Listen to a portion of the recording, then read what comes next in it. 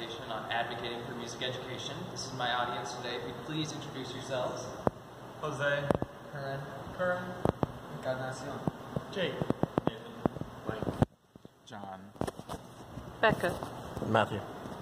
Thank you. So I wanted to start this out with letting everybody know what my background in music is. I grew up in Kearney, Missouri. My parents were not musicians. Most of the people in my family were not prominent musicians. My brother joined choir, and whenever he started singing and things like that, going up to a higher level, that really interested me. So I told my parents, I want to join band, I want to join choir, I want to get introduced to this. And they were so gracious and accepting, so they said, of course. And then they put me in lessons, they helped me get great instruments, they gave me great instructors and mentors, and that was an awesome experience that really built me, and that was really special. It helped me grow. I don't think everybody was lucky enough, like me, to have that same experience. I don't think everybody was able to have amazing instructors. And so something that I think is really important is that we fight for our students to be able to have the same experiences that some of the people that we know have been able to, been lucky enough to have. So, how can we accomplish this? I think by advocating for music, by helping funding, by helping our states, our teachers, our legislators, our administrators understand what is important to us. So I wanted to give a brief example of a state action that directly impacted how music education hit a large group of people.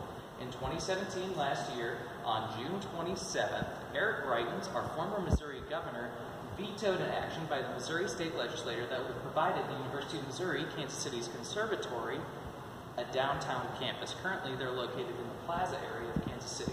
What that means for them, if they had moved downtown, is that they would have had a new facility that would have been focused on community outreach. This facility would have been designed to have spaces for community performance, singing, more lessons for students. It would have brought in more artists and things like that. It was not a performance facility, but the whole point of it was to just make sure that students would be able to adequately engage with the community. This was a $48 million project, and after bonds and things like that, it was $75 million. So the governor vetoed this. The project was nixed. I personally believe that if Governor Greitens and other people in the legislature that were powerful with him had been educated properly in music and some of the other arts and what those can provide for communities and for the economy and things like that, that people, they might have been able to say yes to these projects. So, I want to give an example from a study by Pickus and Oden from 2011. They're researchers based out of St. Louis. They had 3 teachers at university levels who conducted this survey in Kansas, Nebraska, and Missouri. The first one did his survey from the University of Nebraska-Lincoln, and what he found with this study, where they took 99% of reporting districts throughout the state, was that this state in Nebraska had cut 38 positions from elementary to middle school to high school that were related to music. Fine arts in general, I wasn't able to gather information on that, but for music-related fields themselves, Nebraska had 38 positions cut from fiscal year 2009 to 2013 when they had a large budget reduction. Now this number seems like a lot, but compared to other states, I don't think it's as drastic as their studies show. So next, you can approach the Missouri side of that, where we have the Missouri Music Educators Association. What they're able to do is lobby for students, and they can bring, student advocate leaders, and they have summits where they can fight for funding. But Missouri does not provide the same allocation of resources for the advocacy that Nebraska does. So Missouri had 78 positions cut from this survey at the high school, middle school, and elementary level. And our third example is the state of Kansas. Governor Sam Brownback took over in Kansas and was able to try to chop the budget and find ways to take cuts and reallocate resources. The state board in Kansas did not allocate advocacy resources to go and talk to legislators, lobbyists, and other groups that could have fought the governor's pursuit of this.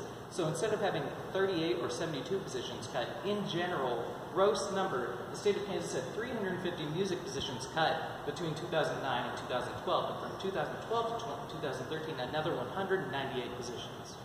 So, what I saw with this was a direct trend between how music education associations and advocacy groups fought for their states and how many jobs were retained. So, I want to give some advice and things that you can directly do, not just as music educators, but as community members to hopefully engage your community. You can join organizations, you can join your local PTA, You could join a Music Boosters Club or start your own. You can join something called NAFME if you're a college student. That organization is called the National Association for Music Education. They advocate for students, they provide research, they give grants, and they just fight for people so that they can pursue the same music that we pursue. Something else very specific that you can do is that you can ask your principal in your local area, your administrators, if you can be included in the Title IV funding process for the new ESA rules that are coming out. Title IV funding is directed at a well-rounded education and includes music as one of the core tenets of that. Make sure that your district understands the importance of music education for yourselves, for your students, for how your community engages. I think one of the most impactful things that changed how I thought about how we can fight for music and how we as students and just as community members can actually engage in this is whenever I talked to our state NAFME president, Janae Malick. She told me she went to a collegiate advocacy summit that we held in Jefferson City, and she was able to talk to several legislators, including Senator Claire McCaskill. And whenever she talked to Senator McCaskill, the number one thing that they discussed was not how music education can improve students' personal lives and things like making them happier, making them smarter, but something that it can do for them is make them intelligent consumers of music. And that's a great way to market it to people who are not avid supporters of music education. Music is one of the largest entertainment fields in the world, and if we're able to adequately teach people that we're not just teaching the process of playing and engaging in music, but also the process of consuming, purchasing, and being, part of the market of music and things like that, like we do with financial education. And I think that would be a very effective way of marketing the need to increase funding for music education, for powerful programs, and things like that. So I just want to ask all of you to please join a PTA, create a booster club, fight, get on social media, talk to your congressman.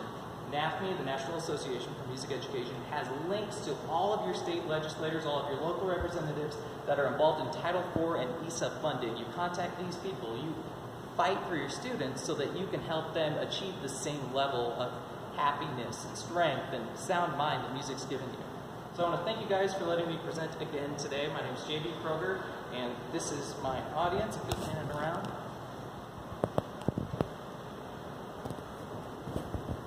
Thank you very much.